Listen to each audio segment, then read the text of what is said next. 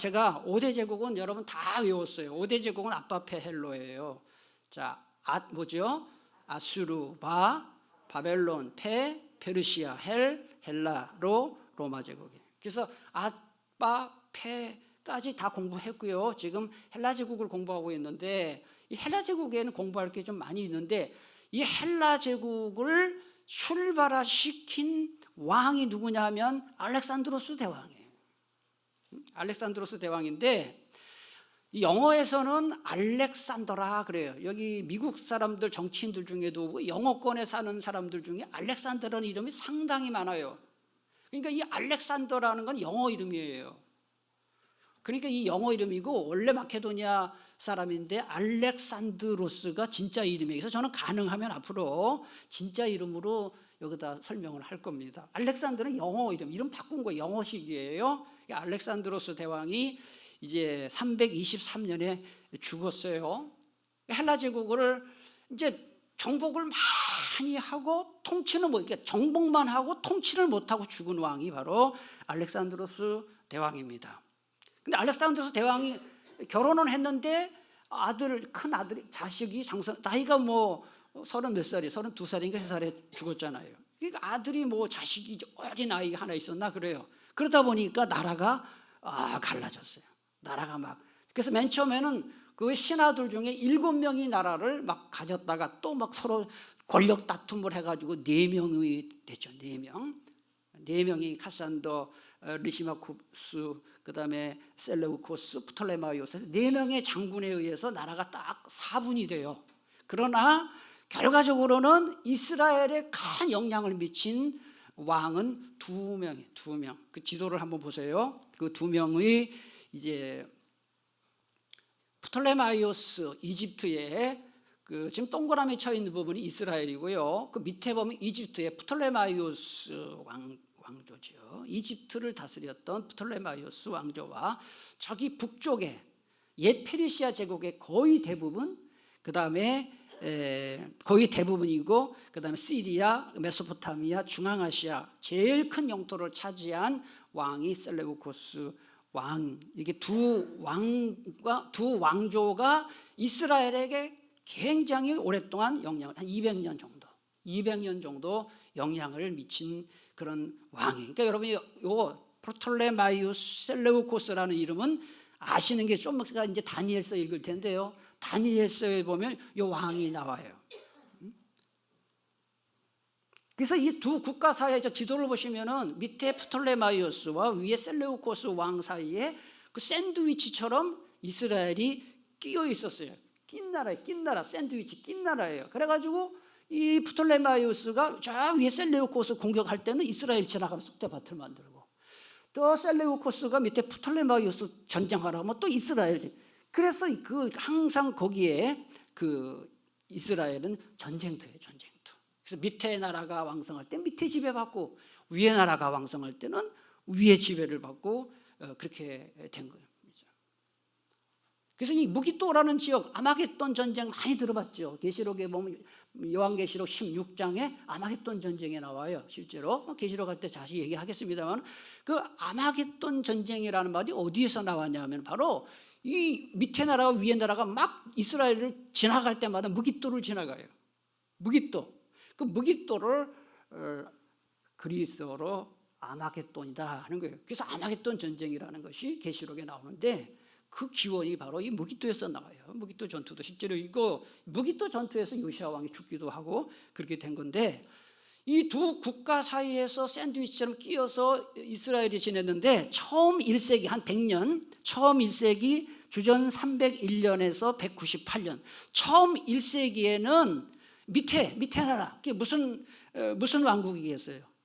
프톨레마이오스 왕국에 의해 지배를 받아요. 이거 100년 동안은 이집트를 다스린 프톨레마이오스 왕국에 의해서 지배를 받고, 그 이후에 1세기 동안, 주전 198년에서 63년까지 한 1세기 동안은 그 위에 있는 무슨 왕조겠어요? 셀루코스 왕국에 의해서 식민 통치를 받았어요. 자, 이걸 여러 염두에 두시면, 자, 다니엘서 이게 나와. 이런 이야기가 다니엘서에 나와요. 이제 성경 한번 보겠습니다. 지금 여기다 써놓질 않았는데, 다니엘 11장을 한번 펴보세요.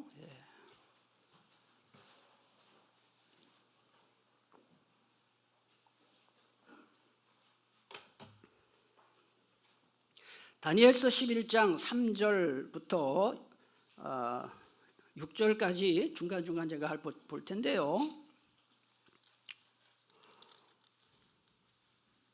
자, 2절을 보시면은 보라 바사에서, 이 바사, 성경에서 바사라고 번역된 게 영어로 보면 페르시아예요. 그죠? 페르시아 왕 이름이 쭉 페르시아 얘기가 나오고, 여러분 아빠페헬로예요. 페르시아 이야기가 2절에 나와요. 바사에서 왕들이 일어난다, 페르시아의 왕들이 일어난다 그랬어요. 그러면 페르시아 다음이 무슨 제국이라 그랬어요? 헬라지요. 그럼 3절 보셔요. 다니엘 11장 3절. 장차 한 능력 있는 왕이 일어나서 큰 권세로 다스리며 자기 마음대로 행하리라. 여기 한 능력 있는 왕이 누구냐 하면은 헬라 제국을 세운 무슨 대왕이겠어요? 알렉산드로스 대왕이에요. 이게 성경에 다 나온단 말이에요. 그러니까 다니엘 12장 3절은 알렉산드로스 대왕 이야기를 하고 있는 거예요, 지금. 그런데 4절 보세요. 그러나 그가 강성할 때에, 나중에 강대국이 제국을 이루었을 때에 말이에요. 알렉산드로스가 제국을 이루었을 때에 갑자기 죽었어요. 죽어가지고 나라가 갈라져서 어떻게 됐다 그랬어요? 천하 사방에 나뉜다. 그러니까 제가 얘기했죠. 나중에는 4명의 부하들에 의해서 나라가 갈라졌다, 그렇게 나와요. 그 다음에 5절 보세요. 남방의 왕은 강할 것이야. 이 남방의 왕이 아까 제가 말씀드린 밑에 남쪽에 남방의 왕이 프톨레마이오스 왕조예요. 예? 그게 프톨레마이오스 왕조예요. 남방의 왕, 남쪽이에요. 이집트.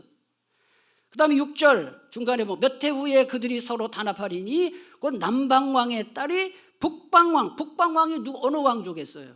셀레우코스 왕조. 그러니까 프톨레마이오스 왕조와 셀레우코스 왕조가 정략 결혼을 해요. 공주를 주고 이렇게 하면서. 근데 다 실패를 하죠. 이게 그 이야기를 하는 거예요. 그러니까 다니엘서도 이런 역사 모르면 남방왕이 누군지 북방왕이 누군지 알 수가 없어요. 자, 다시 한번 말씀드리면 다니엘 11장 2절에 바사가 어느 나라라고요? 페르시아. 그다음 11장 3절에 한 능력 있는 왕이 무슨 왕이라고요? 알렉산드로스 대왕이에요. 5절에 남방의 왕이 어떤 왕조요? 프톨레마이오스 왕조. 영어로 해서는 프톨레미라고 하는데 원래 이름대로 하려고 해요. 그 다음에 6절에 북방왕이 누구라고요?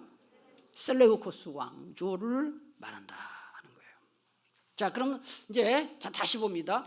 이스라엘이 남쪽에게 먼저 지배를 받았다. 남쪽이 이집트의 프톨레마이오스 왕조에게 100년 동안 지배받았어요.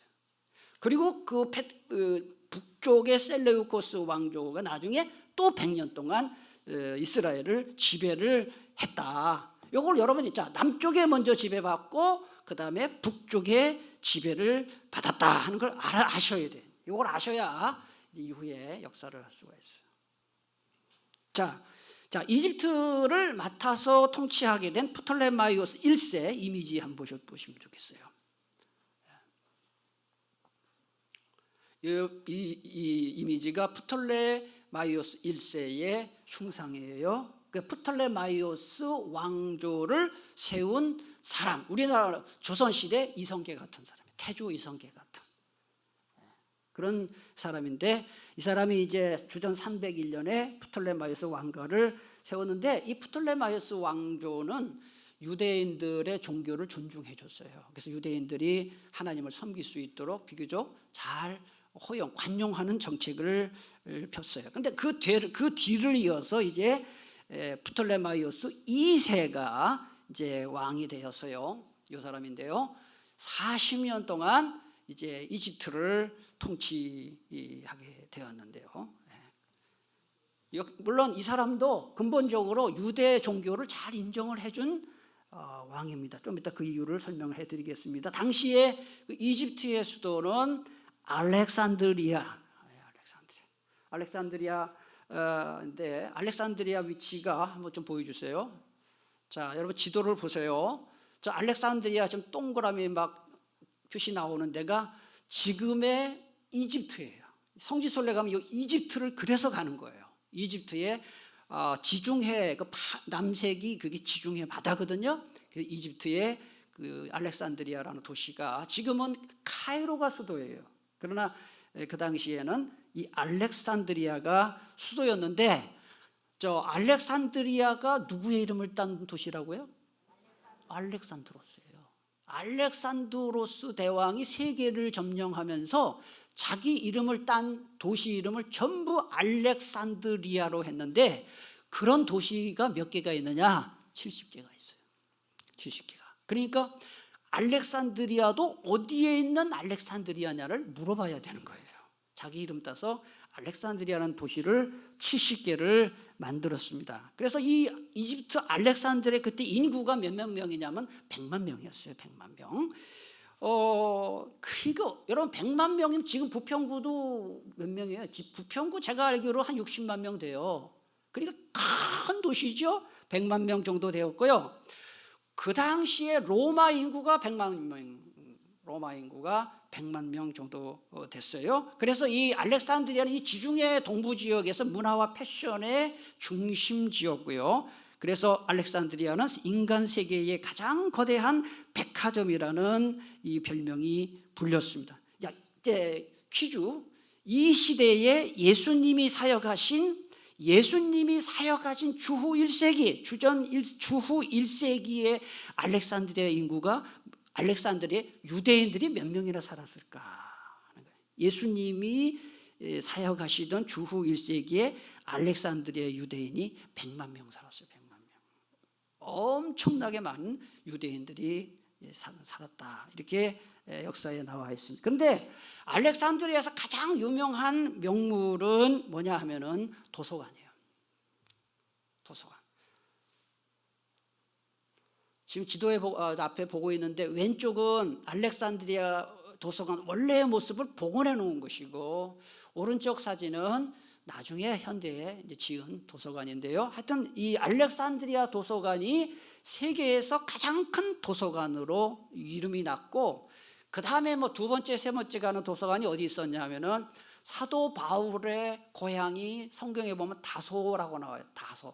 이게 지금의 튀르키예의 타르소스라는 곳인데, 타르소스에도 이런 큰 도서관이 있었다 그래요. 그 다음에 안디옥에도 이런 도서관이 있었다 그래요. 어쨌든 알렉산드리아 도서관은 세계에서 가장 큰 도서관이었는데, 그 당시 프톨레마이오스 2세 때 이 도서관에 책이 몇 권이 있었냐 하면은 20만 권이 있었대요. 20만 권이면 엄청난 거죠. 20만 권 정도가 있었는데, 더 많은 책을 보유하고 싶어 가지고요, 당시에 도서관장이 누구냐 하면은 데메트리우스 파레리우스라는 도서관장에게 물었대요.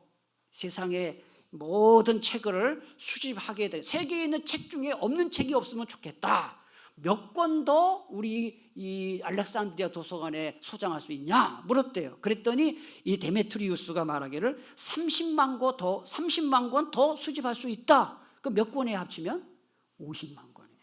그래서 50만 권 나중에 채웠다 그래요. 그래서 세계에서 가장 큰 도서관이 알렉산드리아 도서관인데, 주전 250년에 여러분들이 꼭 알아야 할 사건이 발생하는데 뭐냐면은 프톨레마이오스 2세가 보니까 이 유대인들이 구약 성경을 갖고 있는데, 구약 성경은 무슨 언어로 원래 쓰여졌어요?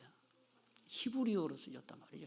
히브리어로 된 구약 성경을 유대인들이 갖고 있는데, 히브리어로 된 성경이다 보니까 어떤 문제가 있느냐? 그걸 읽을 수 있는 사람이 많지가 않아요. 유대인들조차도 다 세계 디아스포라 흩어지면서 그 당시 세계 공용어가 무슨 말이라 그랬습니까? 그리스어예요. 헬라어.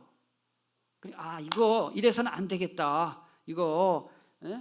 이 말을 좀 히브리어에서, 구약 성경을 히브리어에서 그리스어로 좀 번역을 해서 그걸 우리 도서관에 좀 놨으면 좋겠다라는 말을 데메트리우스에게 이야기했대요. 제가 한번 그때 했던 이야기를 말씀드릴 때 한번 들어보세요.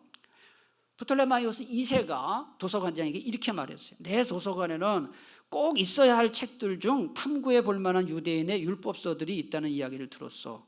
그 책들은 유대인의 방언과 문자로 기록되어 있기 때문에 그리스어로 번역하기가 매우 힘이 든다고 하고, 그 문자는 시리아의 고유 문자 아람어죠. 아람어와 비슷하며 발음도 비슷해 보이나 나름대로 독특한 면이 있다고 들었어. 그러나 우리가 그 책들을 번역하지 못할 이유가 없다고 생각하고, 그 책들이 우리 도서관에도 있으니 번역하는데 필요한 것들을 다 갖추지 않았어.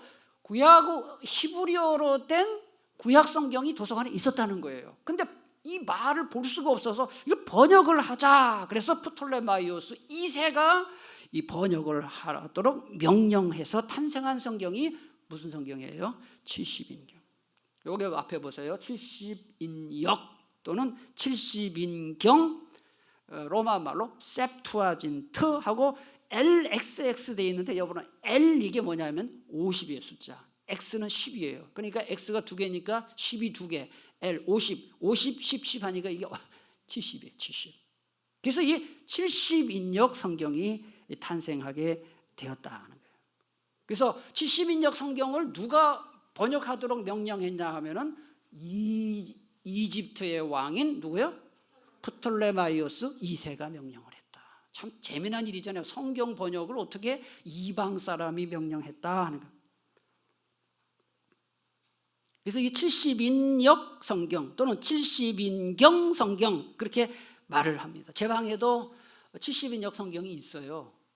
그러니까 구약 성경 히브리어를 그리스어로 번역해 놓은 70인역 성경이 제 방에도 있어서 제가 구약 성경 설교 준비할 때 가끔 70인역을 보는데요. 궁금하면 오세요. 내가 보여드릴 테니까. 70인역 성경이 어떻게 생겼는지 궁금하면 제가 보여드릴게요. 그런데 이 70인역 성경을 번역하는 과정에서 뒷이야기가 하나 있는데 참 재밌어요. 왜냐하면 그 왕의 절친 가운데 아리스테우스라는 사람이 있었는데요. 그 사람이 왕에게 이런 이야기를 왕에게 이렇게 말했습니다. 잘 들어보세요. 유대의 율법서를 복사하는 정도가 아니라 번역하려고 하는 마당에 수많은 유대인들을 이 나라의 노예로 계속 남겨놓는 것은 옳지 않은 것 같습니다.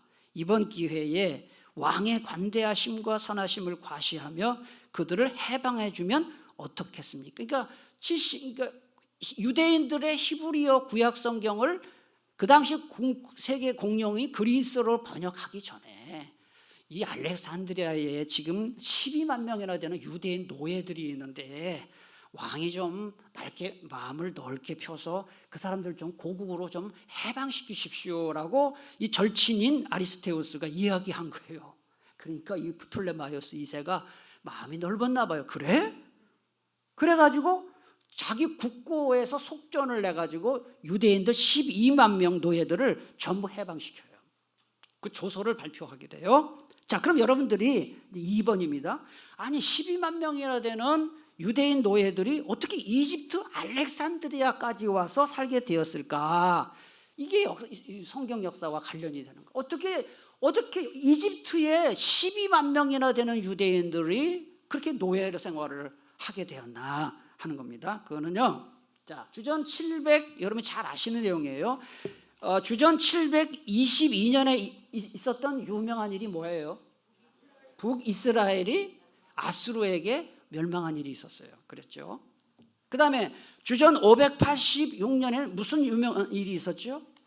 남유다가 바벨론에게 망한 거죠. 그럼 바벨론에게 망해가지고 바벨론에게 망한 정도로 끝난 게 아니고 포로로 몇 번 끌려갔다 그랬어요? 3번 끌려갔어요. 605년에 597년에 586년에 3번 끌려갔어요. 그래서 1차 포로로 끌려갈 때 605년에 끌려간 사람이 다니엘이에요. 1차 포로 가장 유명한 사람이 다니엘이 끌려갔어요. 2차 포로 597년에 끌려간 사람이 에스겔이에요. 에스겔. 그 다음에 586년에는 이제 완전히 망했잖아요. 그리고 1차 포로로 끌려간 왕은 여호야킨, 그 다음 2차 포로 여호야킨, 그 다음에 3차 포로 시드기야. 김긴야 아시잖아요. 김긴 뭐 이렇게. 그래서 그렇게 끌려갔다. 처음 듣는 것처럼 여러분들 생각해요. 여호야킨, 시드기야가 끌려간 거예요. 1차, 2차, 3차에 끌려간 것이죠. 그러니까 근데 망한 건 몇 년이에요? 유다가 망한 게 몇 년이에요? 586년에 망하니까 바벨론의 느부갓네살 왕이 이제는 그 망한 이스라엘을 다스릴 총독을 세우는데, 누구를 총독으로 세우냐면 그달리아를 총독으로 세워요. 그달리아를 총독으로 임명합니다. 그러자 이 망한 왕족이었던 이스마엘 사람이 이 신하들, 부하들을 데리고 그달리아를 암살을 해요. 그리고는 여러분 잘 생각해 보세요. 바벨론이 임명한 총독을 죽였으니까 이 이스마엘이 얼마나 두렵겠어요. 이제 느부갓네살이 또 자기들 죽일 것이다 생각해서 그때 어디로 도망갔다고요? 이집트로 도망간 거예요. 그때 많은 사람들이 이집트로 도망가는 그 내용이 열왕기하 25장 22절에서 26절에 나와요. 제가 지금 쭉 얘기했던 게 성경에 다 나오는 이야기예요. 자, 여러분 한번 읽겠습니다. 열왕기하 25장 22절에서 26절 시작.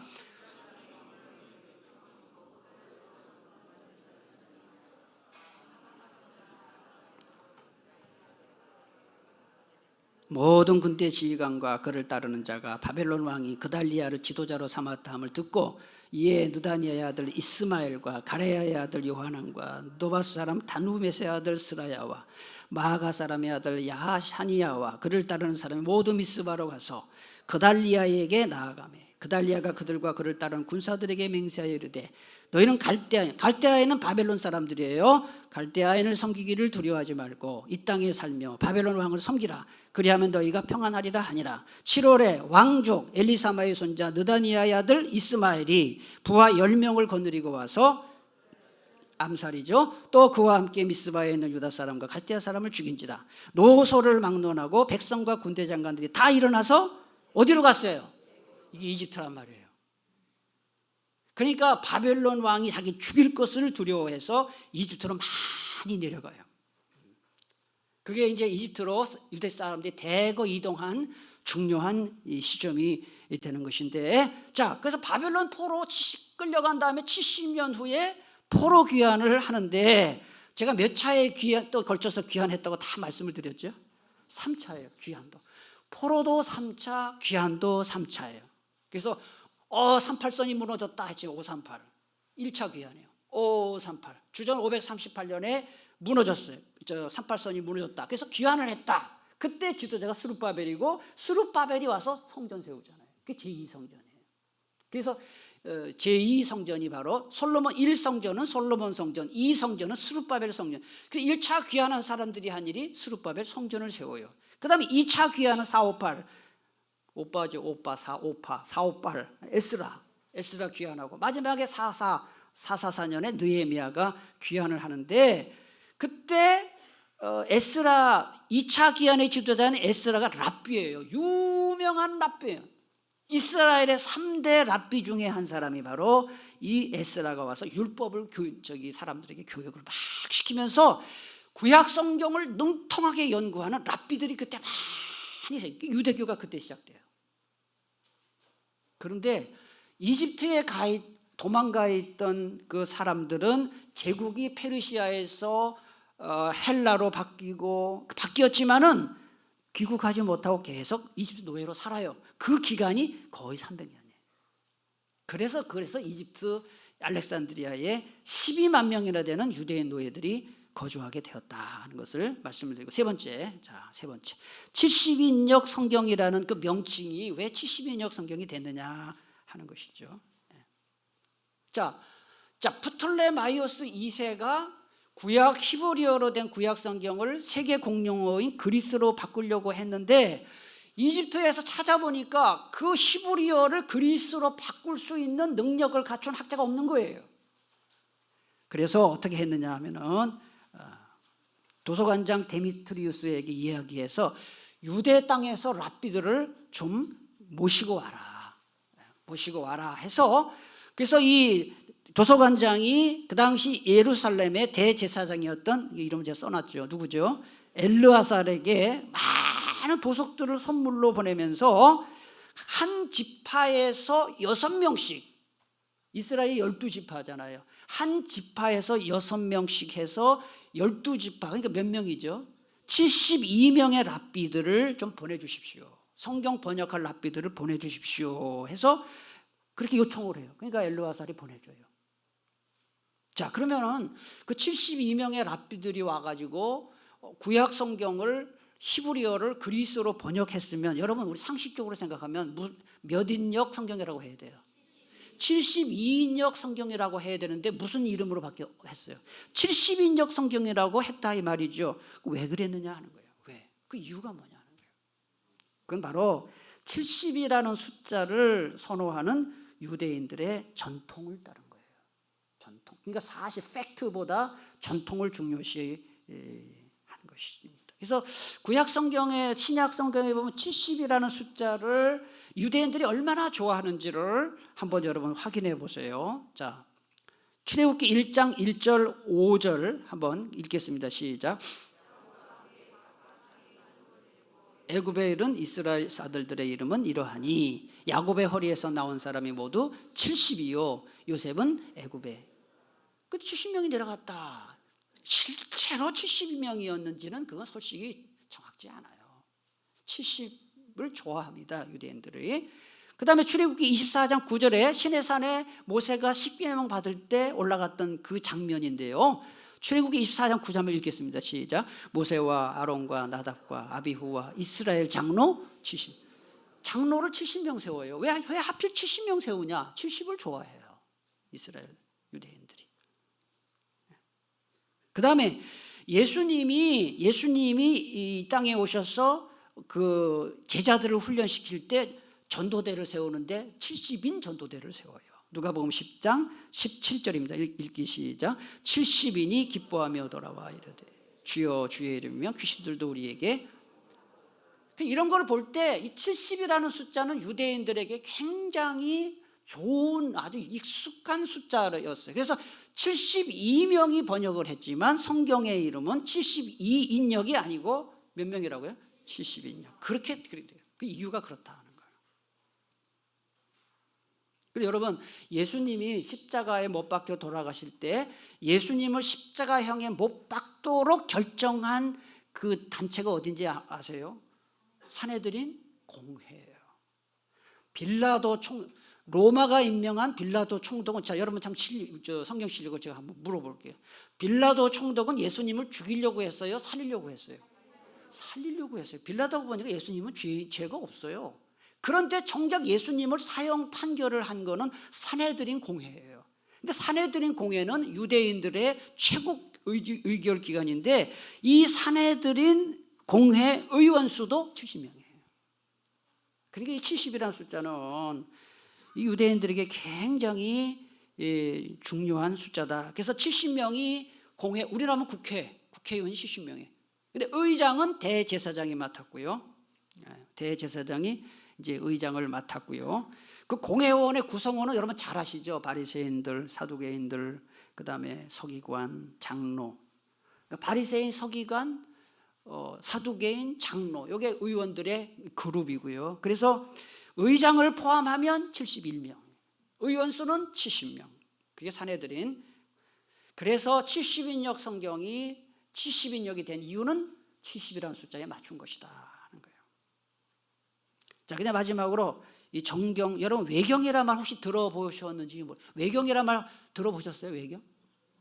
자, 한 번이라도 외경이란 말 들어보신 분? 네, 외경이란 말을 많이는 못 들어보셨네요.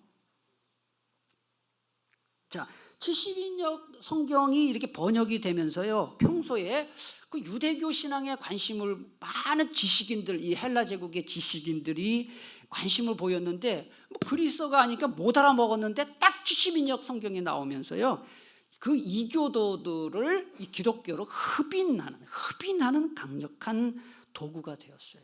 그래가지고 그 시대에 70인역 성경은 이 디아스포라 유대인들의 가정뿐만 아니라 지식에 대한 간절히 사모하는 마음이 있던 이교도 가정의 서재에도 반드시 갖춰놓는 필독서가 되어 있었습니다. 그런데 이 이교도들이 유대교에 대해서 참 뭐를 힘들어했냐면 할례 받는 거, 그다음에 음식 정결법 같은 것 때문에 유대교를 좀 시대착오적이고 미신적인 종교로 생각했었는데 이 70인역 성경을 읽으면서 이 유대교가 굉장히 훌륭한 종교구나, 그거를 깨닫게 되었어요. 그래서 많은 사람들이 주후 1세기 예수님이 탄생하신 그 이후에 유대교로 개종한 사람들이 300만 명이나 돼요. 이 교도들 중에서 300만 명이나 되는 유대교 개종자들이 생겼고요. 개종까지 하지는 않았지만 유대교에 큰 관심과 호의를 가지고 회당 예배에 참석한 소위 말하는 하나님을 경외하는 자라고 불리는 사람들이 많았어요. 그래서 나중에 이제 사도 바울이 선교할 때 하나님을 경외하는 유대인들이라는 말이 나와요. 이런 사람들이에요. 개종은 안 했는데 70인역 성경을 읽고 유대교에 관심을 보이고 회당 예배에 참석한 그런 사람들이에요. 그래서 이 70인역 성경은 초기에 기독교 전파하는 데 아주 결정적인 역할을 했어요. 자, 질문, 퀴즈. 예수님, 사도 바울, 그 다음에 신약시대 12 제자들이 사용한 성경이 구약 성경이겠어요? 신약 성경이겠어요? 신약 성경은 1도 없었어요. 예수님이 계실 때 신약 성경 1도 없었어요. 바울 시대에도 바울이 나중에 바울 서신을 썼습니다. 자기 이전에 없었어요. 그러니까 예수님과 바울과 12 제자들이 읽은 성경은 100% 구약 성경이에요, 신약 성경이에요? 구약 성경이에요. 자, 그런데 또 묻겠습니다. 그 구약 성경이 히브리어로 된 구약 성경일 것 같아요? 요 70인역 성경일 것 같아요? 70인역이에요. 70인역. 그래서 나중에 신약 성경을 기록한 마태, 마가, 누가, 요한, 그다음에 심지어 사도 바울, 그다음에 나중에 야고보, 베드로, 이런 분들이 신약 성경 기록할 때 요한계시록도 구약 성경을 많이 인용하는데 구약 성경을 인용할 때 주로 70인역 성경을 보고 인용을 해요. 그러니까 이 70인역 성경은 신약 성경에 굉장히 큰 영향을 미쳤기 때문에 제가 오늘 막 이렇게 열심히 얘기하는 거예요. 그래서 70인역 성경은 예수님, 사도 바울, 신약시대 사도들이 사용한 성경이다 하는 거예요. 그 다음에 이 그리스도라는 말도 70인역경에서 처음으로 히브리어 메시아를 신약 성경 그리스도로 바꾼 게 70인역이에요. 그래서 그리스도라는 말도 이 70인역에서 시작이 되었고요. 그 다음에 사도 바울이 선교 여행을 로마 제국으로 많이 다녔는데 바울이 막 설교를 하잖아요. 구약 얘기하고 했을 때 청중들은 이미 그 처음 듣는 얘기 아니에요. 70인역 성경을 통해서 어느 정도 들었던 이야기를 다시 직접 들은 것이다. 그러니까 70인역 성경은 굉장히 기독교 전파에 큰 유익을 기여를 했다. 근데 여러분 70인역 성경 번역을 아까 얘기했어요. 자, 잘 들으셨는지 제가 물어보겠습니다. 프톨레마이오스 2세가 데메트리우스 도서관장에게 유대 땅에서 랍비 72명을 초청해서 번역을 하라고 부탁해서 왔다 했어요. 근데 그 번역 과정이 얼마나 걸렸을까 하는 거예요. 그 사람들이 와서 단번에 다 했느냐 하는 거예요. 그렇지 않고요. 역사를 읽어보면 그 후에도 한 100년 정도 걸려서 계속 수정하고 보완하고 한 100년 계속 했다 그래요. 그런데 70인역 성경을 이렇게 번역하면서 70인역 성경은 무슨 말로 된 구약 성경을 무슨 말로 바꿨다고요? 히브리어로 된 거를 가능하면 그리스라는 말을 쓰시면 돼요. 그리스 말, 지금도 그리스 쓰고 있어요. 헬라는 제국을 말하는 것이고요. 언어는 그리스예요. 그래서 그리스어로 다 번역을 했는데요. 번역을 할 때 70인역 이 성경에는 히브리어 성경 원본에는 없는 성경을 그리스어로 번역한 성경이 그게 외경이에요. 그래서 여기 제가 써놨어요. 뭔지. 여기 보면은 토빗, 유딧, 마카베오, 기상하, 지혜서, 집회서, 바룩서, 그 다음에 다니엘서, 에스테르는 에스더예요. 그렇게 해가지고 총 따지고 보면 9권이에요. 9권의 이 히브리어 원본에는 없는 성경을, 구약 성경을 70인역으로 번역할 때 9권을 번역을 해요. 그래서 천주교에서는 이것을 제2경전이라 그래요. 천주교에서는 제2경전이다. 그렇게. 그래서 여러분, 저도 제 방에 있어요. 옛날에 공동 번역 성경이라고 들어보셨어요? 개신교 학자들과 천주교 학자들이 공동으로 번역한 성경이 공동 번역 성경인데 제 방에 있어요. 제가 오늘 다시 들여다보고 왔어요. 공동 번역 성경에 보면 구약 성경이 우리하고 똑같이 있고 대 밑에다가 제2경전에서 9권이 있어요. 그게 여기 써 있는, 정확하게 제가 말씀드릴게요. 어떻게 9권인지 여러분 다 표시를 해보세요. 어떻게 9권이냐면, 그러니까 천주교에서는 그냥 경전으로 인정하지만 우리 개신교에서는 외경이라고 부르는 게 9권이에요. 그게 뭐냐면은 제가 조금 여기 좀 달라요. 토비트, 유딧, 그 다음에 에스델, 지에서, 집에서, 바룩, 다니엘, 그 다음에 마카베오상, 마카베오하. 9권이에요. 맞죠? 9권. 다시 토비트, 유딧, 그 다음에 에스델, 지에서, 집에서, 바룩, 다니엘, 마카베오상, 마카베오하. 이렇게 9권이 제2경전이에요. 천주교에서는 예배 시간에 미사 드릴 때 신부님들이 요걸 다 강론을 해요. 우리가 구약성경 39권 가지고 똑같이 하는 것처럼 이 70인 외경 제2경전으로 인정해서 설교를 해요. 근데 우리 개신교에서 지금 여러분이 처음 듣는 분도 계시거든요. 이게 지금 우리 개신교에서는 이거 잘 인정 안 해요. 이게 바로 천주교와 우리 개신교의 구약성경 권수가 다른 이유예요. 자, 우리 개신교 구약성경 몇 권이에요? 39권이에요. 그러면은 천주교 구약성경은 몇 권이겠어요? 39 더하기 9 하면 되잖아요. 48이라 그래요. 48이 아니라 39 하면 48 해야 돼요. 그래서 39권이고 48권이고 그래요. 그건 9권의 그 외경 때문에 차이가 난다 하는 것이죠. 그래서 이 외경이라는 말이 뭐냐 하면, 외경이라는 말은 그리스 아포크리포스, 감추어진에서 유래된 말인데요. 이 그리스 정교회, 이거 기독교에 다 들어가는 거예요. 동방 정교, 그리스 러시아 정교회, 여러분 다 보면 그리스 정교회, 러시아 정교회 TV에 가끔 나오는데 여러분들 그 이단인 줄 아는, 이단 아닙니다. 다 그것도 기독교예요. 이 그리스 정교회에서는 처음부터 70인역 성경을 정경으로 인정해요. 예배 시간에 다 받아들이고 써요.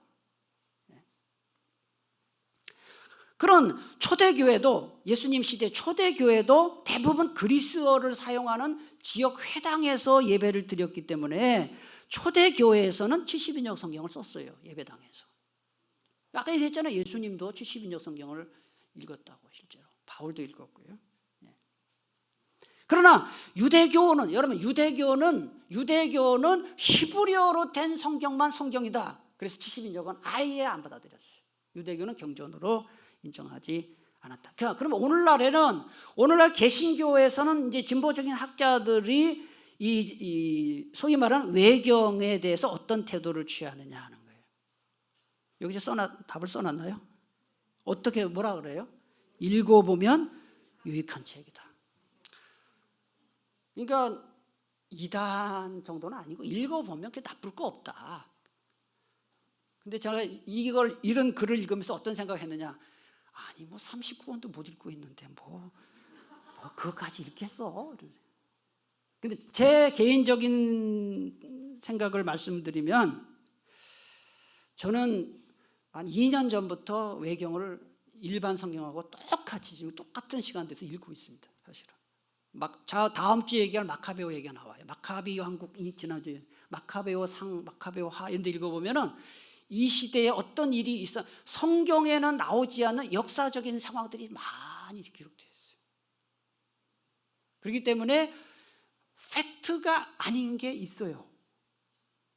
그게 좀 손오공이 구름 타고 가는 듯한 이야기들이 있단 말이에요.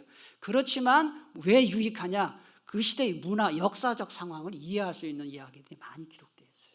그래서 여러분들에게는 여러분들이 혹시 만에 하나 이 외경에도 한번 관심이 있으면 저는 뭐 읽어도 좋다고 생각해요. 유익이 있는 책이다. 그렇게 하고요. 그리고 16세기 종교개혁자들도 그런 입장을 갖고 있었습니다. 그 다음에 정경. 자, 이 외경은 얘기했고, 정경이 뭐냐? 정경의 사전적 의미는 기독교에서 공식적으로 채용하고 있는 경전이고요. 그리스어 카논, 영어 캐논, 여기서 유래된 말인데요. 일제 카메라 캐논이죠. 이게 그거예요. 그리스어 카논에서 나온 말인데 그 뜻이 뭐냐? 표준이에요. 표준, 척도, 모델. 표준, 척도, 모델 이런 뜻이에요.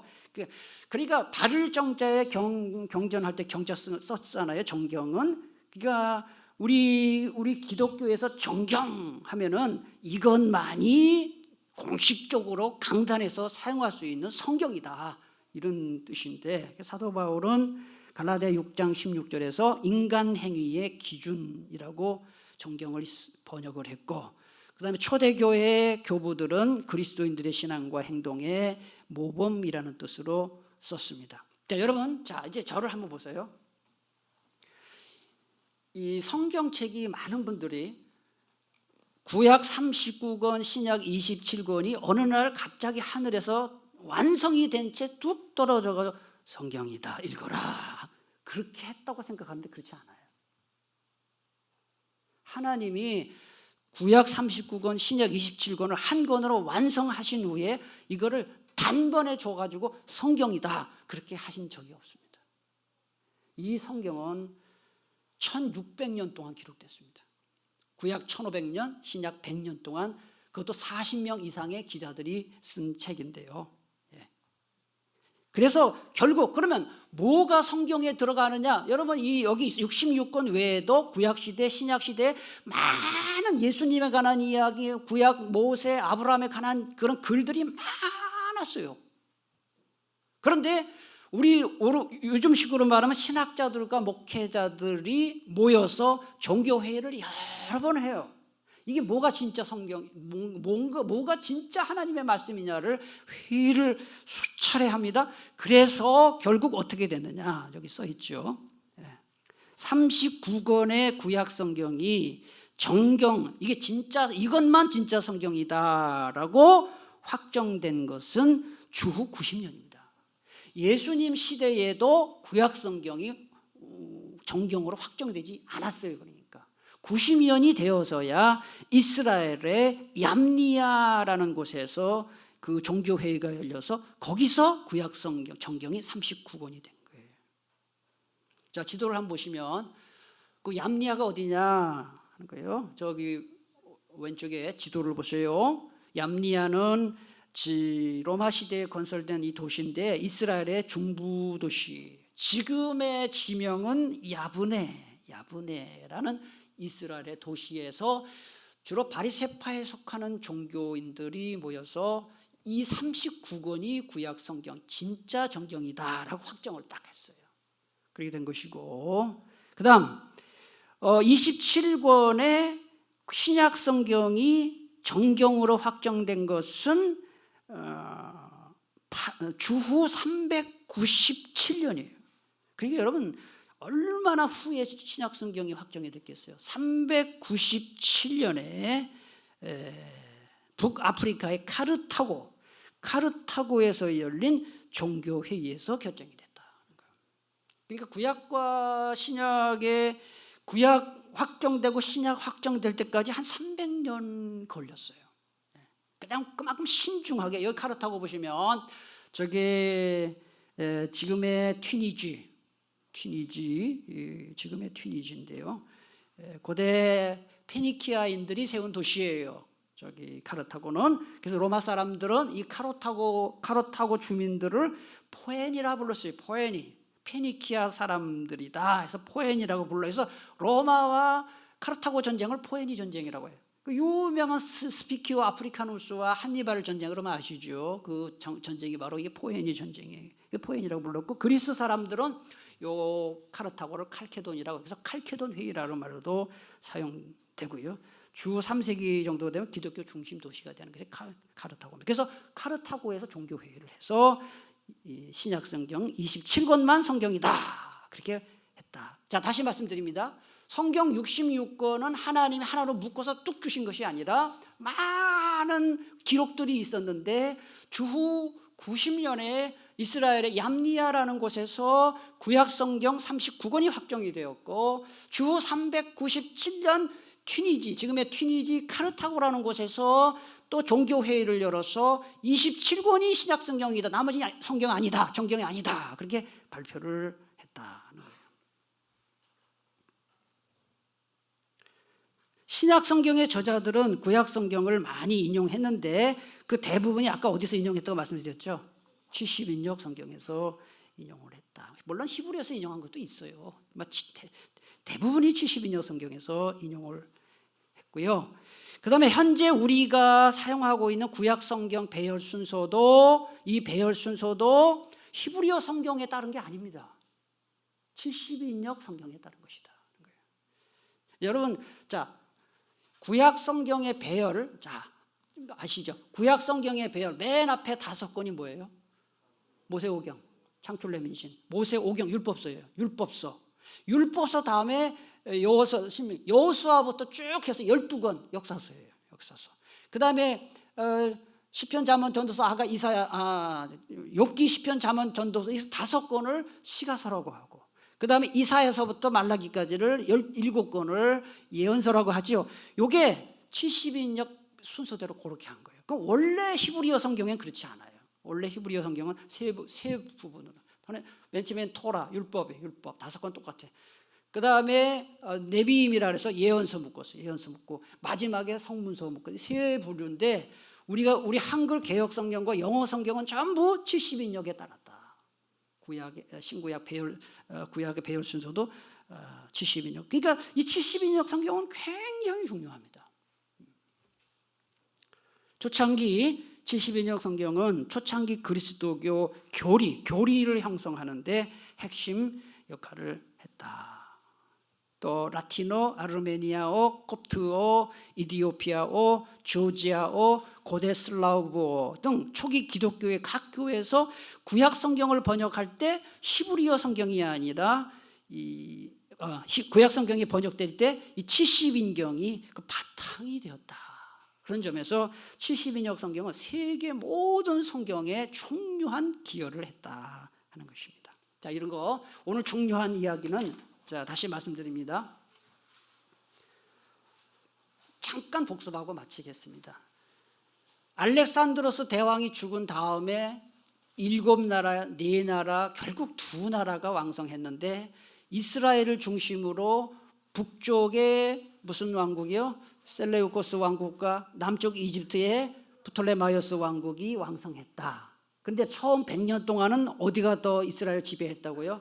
프톨레마이오스, 이집트가 지배를 했고, 나중에 100년은 셀레우코스 왕국이 지배를 했다 하는 것을 말씀드렸고, 그 다음 70인역 성경은 구약 성경의 무슨 언어로 바꾼 거라고요?